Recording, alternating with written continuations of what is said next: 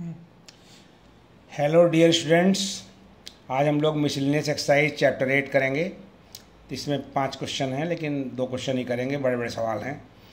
पहले क्वेश्चन में 2 पार्ट हैं।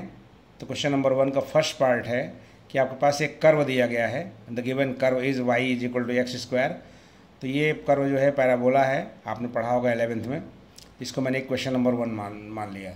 And the given lines are, लाइनें दी गई हैं x is equal to 1, x equal to 2 and x axis, इसका मतलब हुआ कि y बराबर 0। इस प्रकार से 3 लाइनें दी गई हैं और एक पैराबोला दिया हुआ है।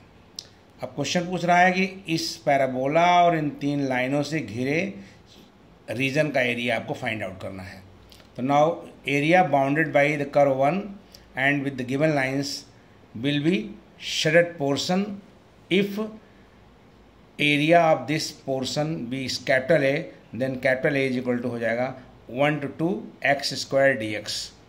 क्योंकि आप देखिए x इक्वल टू 1 जो लाइन है वो A1 से पास हो रही है, x इक्वल टू जो 2 लाइन है वो B से पास हो रही है। तो इस प्रकार से जो कर्व बना हुआ है यानी पैराबोला, अपवर्ड पैराबोला है, ऊपर की ओर इसका मुंह खुला हुआ है। ये जो है आपका लाइन है, ये लाइन 2 लाइनें हैं, और इसके बाद ये एक्स एक्सिस जो है ये आपको दिख रहा है। तो इन चारों से जो एरिया घिरेगा वो शेडेड पोर्शन ही घिरेगा।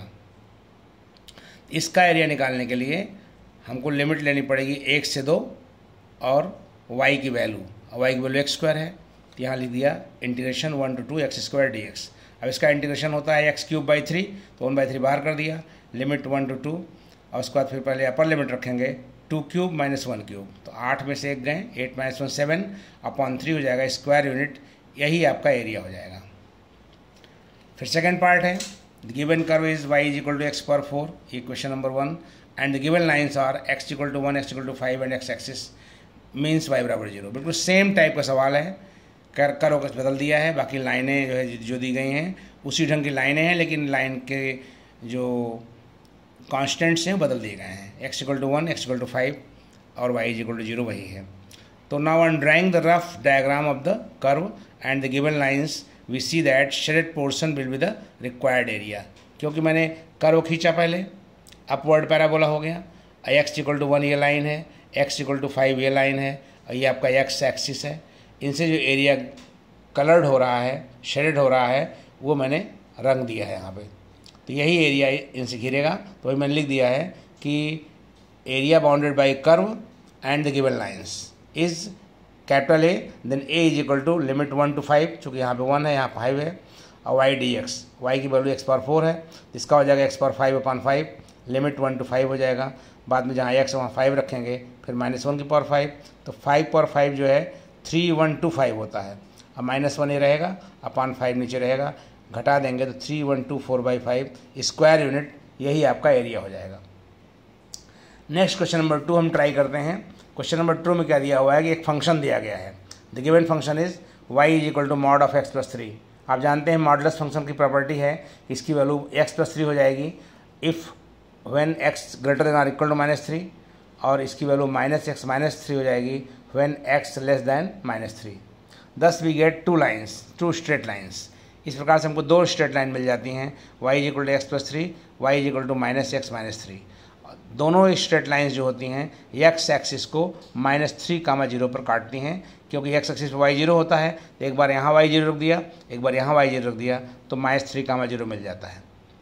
उसके बाद आप देखेंगे कि ये जो लाइनें हैं y एक्सिस को, जो पहली लाइन है y इक्वल टू x+3, वो y एक्सिस को 0, 3 पर काटती है। ऐसे ही y एक्सिस के पैरेलल लाइन जो कि -6, 0 से पास हो रही है, उस लाइन को ये जो लाइन है दूसरी वाली y इक्वल टू -x - 3, वो काटती है c पे, तो c कोऑर्डिनेट -6, 3 हो जाएगा। क्योंकि हाइट दोनों की बराबर ही रहेगी, क्योंकि दोनों का जो है स्लोप जो है लगभग सेम है, 45 डिग्री ही है ये। तो इस तरह से जो एरिया शेड होगा इन लाइनों से और x एक्सिस से और इन पैरेलल लाइनों से, वो आपका शेडेड पोर्शन होगा c। यहाँ पे चाहे नाम दे दीजिएगा, AM कह दीजिए इसको, और उसके बाद BAO, ये एरिया घेरेगा।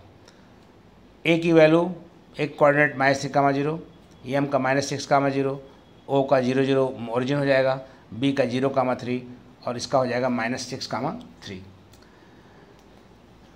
अब आप ध्यान से देखिए कि हम पहले निकालेंगे -6 to 0 निकालने के लिए बोला गया है mod x + 3, तो इसको ब्रेक कर लेंगे। पहले -6 to -3 कर लेंगे और जब -6 से -3 करेंगे तो उस केस में जो है वैल्यू x लेस देन -3 रहेगा, इसलिए यहाँ पे -x -3 यहाँ यूज किया गया है। उसके बाद जब -3 से ऊपर जाएंगे -3 0 की ओर, तो उस केस में देखिए -3 जब बड़ा है तो वैल्यू इसकी x + 3 है, इसलिए यहाँ पर मैंने लिख दिया है x + 3 dx। उसके बाद कुछ नहीं रह जाता सवाल में, -x का x² 2 -3x लिमिट -6 to -3, उस यहाँ हो जाएगा x² 2 + 3x लिमिट -3 से 0।